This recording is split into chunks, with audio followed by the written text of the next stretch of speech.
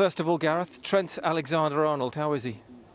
Well, we're going to have a little look. It's obviously not good to see him have to come off in the way he did. So, but we'll just have to assess him over the next 24 hours. Yeah, he didn't look confident. It looks like a hamstring injury. Would that be fair? No, I think thigh. But as I say, medical team are still assessing it really. Your instinct would be what now, though, in terms of his chances? We just have to see. I mean, as I said, it's not a good sign to see him have to walk off as he did. So, yeah, we'll know more in the next 24, 48 hours. Obviously, you'll have to make a decision on who to call up. But would it be natural now that having so many right backs, you'd pick an offensive player, a midfield player instead?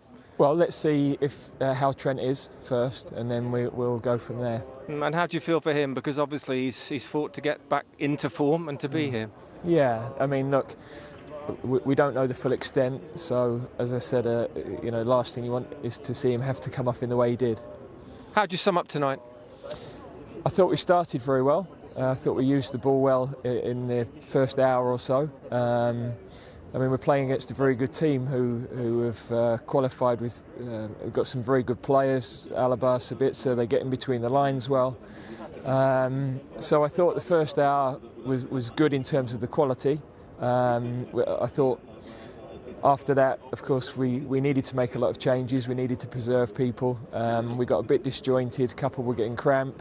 So, you know, we were hanging on at the end, but I think it was understandable given all the changes we had to make. Jack Grealish again made a big impression, I think, with the supporters here obviously involved in the goal. How would you sum up his night? Yeah, I think he showed some lovely touches. I think you can see he's still getting to that full fitness without those little bursts that you know he can make and get away from people a couple of times. But you know, he's a quality player. Jack, a decent few days to confirm place in the squad and 70 minutes or so for you tonight. Sum it up. Yeah, it's been a great few days. Obviously, been announced in the final squad was what I've worked for all season. You know, I've not shied away from saying that. And that was my aim, you know, through the whole season. As soon as I got into the first squad in September, and then obviously, yeah, you know, I've had an injury recently, so to get 70 minutes under my belt tonight was a perfect week. We saw you with the ice on the shin splints. How are you? It's not shin splints actually. It was it's different to that. It was like a bit of stress on my shin.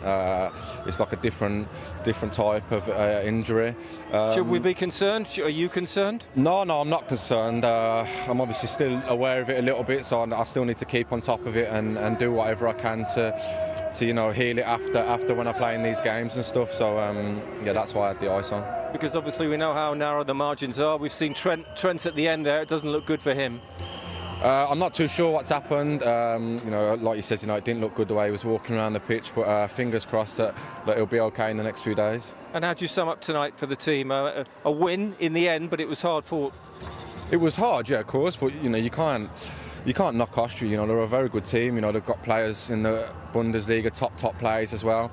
And then you've got to bear in mind that we've still got, you know, 7, 8 players. Is it still to come back? And you know, top players as well. So yeah, it was a good test for us and another win under our belt. Thanks, Jack. Well done. No worries. Jack Grealish, really important for England this evening, but let's talk about Trent Alexander-Arnold. I know there's a bit of a danger, Roy, in sort of being an amateur doctor and diagnosis and all this, but it didn't look good the way he pulled up immediately when there was nobody near him. That's the key, isn't it? No, certainly didn't, and obviously we're quick to jump the gun and talk about how serious it might be, but he obviously was walking past us there and he looked really uncomfortable. He was swearing quite a bit, so it doesn't look good. Absolutely not. No, the guy looks in big trouble. After all that we've talked about and the fact that he was back in the England squad, having finished the season so well, and there are 4 right backs and he could play here, there and everywhere. You could actually hear a little shout then. England can change. If he's injured and he can't play in the Euros, England have got up to the first game to change their squad. Yeah, it's so unfortunate for Trent. We spoke so much about his journey, you know, how he's sort of kept on his toes, got back into the squad, and this injury does not look good. I don't know whether it's his Achilles or hamstring, but it opens up a spot for someone else. And, you know, we've been deliberating, is it Jesse Lingard who's been informed? Does he come in? Can someone like James Ward-Prowse come back in? It opens it up if Trent is out. What is your instinct telling you? You've all had injuries, Sam. Yeah. You all know what it's like. I think my instincts, you could see even when he's covering his face with his shirt, he himself probably feels like it's not going to happen for him, simply because of the way you do react. You know instantly when you're injured and how long it's going to be.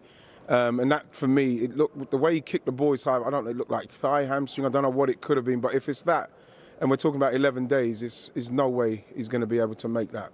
That's such a shame after everything that he's been through to fight back to get into the squad. Let's have a look at the winning goal then. Bukayo Saka, first one for England. Jack Grealish absolutely instrumental, as I said here, and instrumental at a couple of times in this goal as well. Yeah, well, I've said it many times about Jack Grealish. He affects games, and this is a lad who's not played much football for the last 2 or 3 months. Again, straightforward ball, poor play by Austria, but here they're in trouble. Lovely touch by Jesse, lovely finish.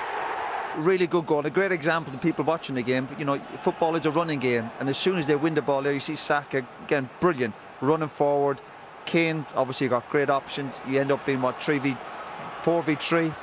Lovely pass, lovely little touch, awareness. And Saka, like all good players, following up, and a big moment for him, first goal for his country.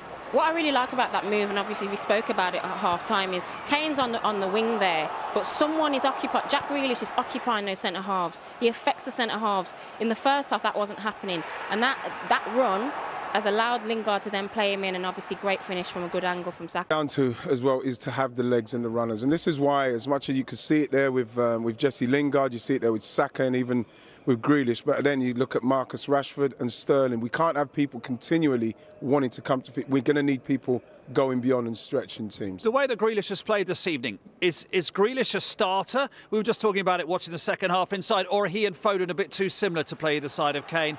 Is he going to have more impact off the bench, Grealish? He's got an impact somewhere along the line, hasn't he? One thing's for sure, like Roy, he's got an impact. You know what I mean? Foden, Mount, Grealish, what we're seeing is players who can affect the game in that area of the field. So this is, like I say, this is why I'm standing here, Gareth's out down there, because he's got that decision to make.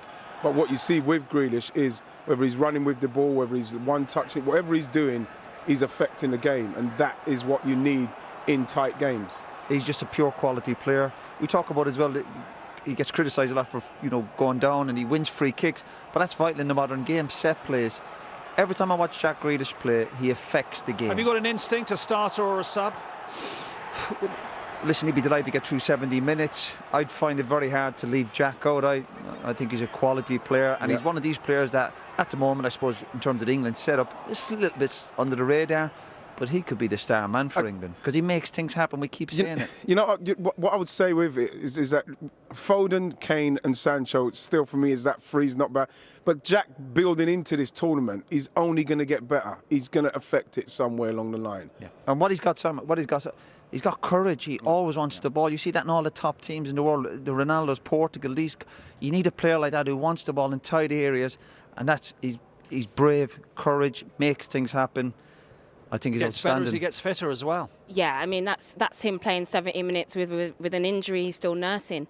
I just think it's one of them. It's like, right, Jack Grealish, he gets in the team. You've got to play Mount. You've got to play Foden. They're all players who are very similar, who you've got to fit them into a starting 11. I think Mount and Foden have to start for me. If Grealish and Foden start, they're too similar. So it's...